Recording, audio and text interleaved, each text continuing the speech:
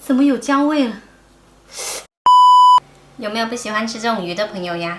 我们叫它黄翅鱼，因为这下边呢有一圈翅呢，它是黄色的，有些地方呢又叫它黄鲢鱼。黄翅鱼买的时候呢，可以让老板帮忙把内脏处理掉，保留鱼鳞，然后洗干净了，把这表面的水分给它擦干净。鱼肚子的水分呢，也记得一定要给它擦干。接着在鱼肚子里面呢，塞上一些姜片跟葱段，可以起到一个增香去腥的作用。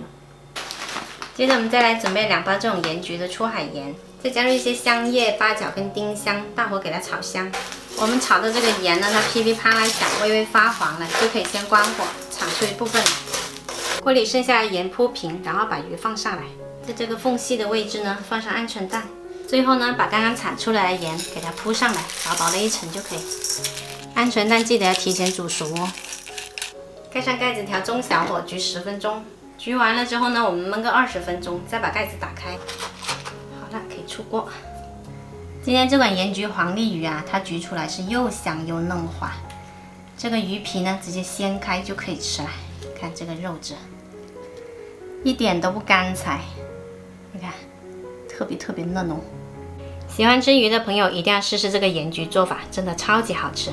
这盐焗鹌鹑蛋也是超级香，小朋友都特别爱吃。一口一个，特别香，赶紧做起来吧。